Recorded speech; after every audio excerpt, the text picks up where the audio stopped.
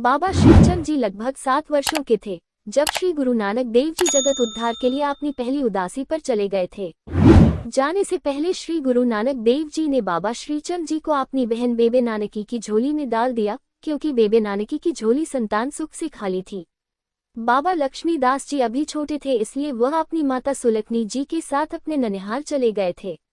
बचपन से ही बाबा श्रीचंद जी चौकड़ी मारकर समाधि में लीन रहते थे, बिल्कुल अपने पिता श्री गुरु नानक देव जी की तरह। एक तरफ हम उम्र बच्चे खेल रहे होते थे और दूसरी ओर वह समाधि में लीन होते थे।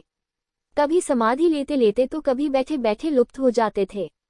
बालक का ये चमत्कार देखकर सभी हैरान हो जाते थे। एक दिन एक आदमी बेबे नानकी और जयराम जी के पास आया और बोला, जयराम जी जल्दी चलिए, श्रीचंद घने जंगलों में जंगली जानवरों के बीच में बैठा हुआ है।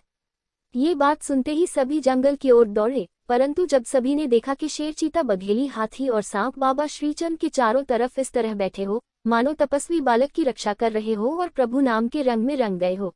जो जानवर एक दूसरे जीवों को देखते हैं मारने के लिए भागते थे, वह सभी बाबा की भक्ति में लीन हो गए थे और बिना किसी को नुकसान पहुंचाए बाबा श्रीचंद के सुंदर मुखड़े को निहार रहे थे। सभी लोग ये दृश्य देखकर हैरान रह गए। लोगों ने बेबे नानकी और भाई जयराम से कहा, यह बालक अद्भुत शक्तियों का स्वामी है। इसके पास इतने बलशाली और जहरीले जानवर इस तरह बैठे हैं कि मानो इस बालक को कोई कुछ भी नहीं कह सकता। बेबे नानकी तो पहले से ही समझती थी यह बालक कोई दिव्य बालक है, परंतु ये दृश्य देखकर सभी संदेह समाप्त हो गए थे। बेबे नानकी जान चुकी थी कि उनका भतीजा कोई अवतारी बालक है और वह मन में सोचने लगी कि अकेले बैठकर अपने मन की बातें करूंगी। दूसरे दिन सुबह बेबे नानकी अपने भतीजे अंतर्यामी बाबा श्रीचंद जी के पास पहुंची तो बाबा श्रीचंद बिना कुछ सुने अपनी बुआ से बोले, बुआ आपने मुझसे मन की क्या बात करनी है। अंतर्यामी भतीजे को देखकर बुआ खुशी से फूली न समाये और उसे अपने गले से लगा लिया। इतने में गांव के और लोग भी आ गए और बाबा श्रीचंद जी के चरणों में अपना शीश झुकाकर उनका आशीर्वाद प्राप्त किया। बाबा श्रीचंद सभी से बोले, संसार के सभी पदार्थ झूठे हैं और वह दुख का दूसरा रूप है। संसार का मोह दुखों का घर है, माया नागिन है और इसका दंड जिसको लगेगा उसका बचना नामुमकिन है। इसलिए हमने संसारिक पदार्थों को त्याग कर घर बार छोड़ दिया है। मेरे लिए पूरा संसार ही मेरा घर है। इस संसार में रहने वाले सभी प्राणी मेरा परिवार है और सभी बहुत ही दुखी हैं और मुझे सभी के दुख दूर करने हैं। आप हमेशा धर्म की कमाई करो, हमेशा सत्य बोलो, सेवा करो, तभी लोक परलोक सफल होगा। हमारे हिस्से में अभी बहुत काम है। ये बात कहकर बाबा श्रीचंद जंगलों की ओर चले गए। अब इन शब्दों से यह बात निकल कर आती है कि बाबा श्रीचंद ने अपने परिवार से ऊपर उठकर पूरे संसार को अपना परिवार माना और सभी की भलाई के लिए कार्य किए। दूसरी ओर की गुरु नानक देव जी ने परिवार में रहते हुए ईश्वर को पाने का मार्ग बताया, क्योंकि 99% लोग परिवार नहीं छोड़ सकते और छोड़े भी कैसे। गृहस्थ जीवन से ही तो पीढ़ी और संसार आगे बढ़ेगा। पिता और पुत्र के रास्ते अलग थे, परंतु मंजिल एक थी, यानी ईश्वर को पाना, मोह माया को त्यागना और लोगों की भलाई करना। बाबा श्रीचंद जी को उदासियों का स्वामी कहा जाता है। तब उन्होंने लोगों को ये सिखाया कि किस तरह परिवार में रहकर भी परमात्मा को पाया जा सकता है।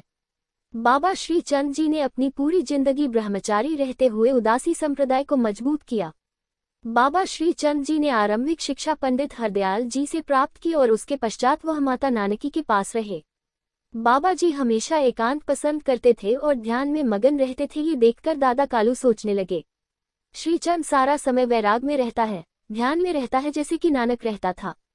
दादा कालू ने सोचा कि अच्छा यही होगा कि इसे पंडित पुरुषोत्तम जी के पास विद्या प्राप्ति के लिए कश्मीर भेज दिया जाए। कश्मीर में ही ज्ञानी पंडित सोमनाथ त्रिपाठी रहते थे। उन्होंने कई विद्वानों को शास्त्र विद्या में हराया था, जिस वजह से उनमें अभिमान बढ़ गया था, परंतु बाबा श्रीचंद जी ने उन्हें शास्त्रों के वाद विवाद में पराजित किया। बाबा श्रीचंद जी ने काबुल, सिंध, हैदराबाद, चंबा, कश्मीर, अफगानिस्तान और दूर दूर जाकर को तो क्या चमत्कार दिखाए। उन्होंने जीवन भर कोई कुटिया नहीं बनाए और आपने लगभग 150 वर्षों के जीवन काल में ब्रह्मचारी रहे। शिक्षा। दोस्तों, अगर हम परमात्मा को पाना चाहते हैं तो हमें अपने अंदर से मोह माया को निकालना होगा, क्योंकि बिना इनको निकाले हम कभी भी परमात्मा को प्राप्त नहीं कर सकते। मोह माया हमारे अंदर से इतनी आसानी से नहीं जाती। मोह माया को अपने अंदर खत्म करने का एक ही तरीका है, वह है सिमरन। दोस्तों, अगर आपको मेरी ये कहानी अच्छी लगी हो तो कृपया व्हाट्सएप और फेसबुक पेज पर शेयर जरूर कीजिए। आप अपनी प्रतिक्रिया हमें कमेंट करके भी बता सकते हैं। आपके प्यार और स्नेह के लिए बहुत बहुत धन्यवाद।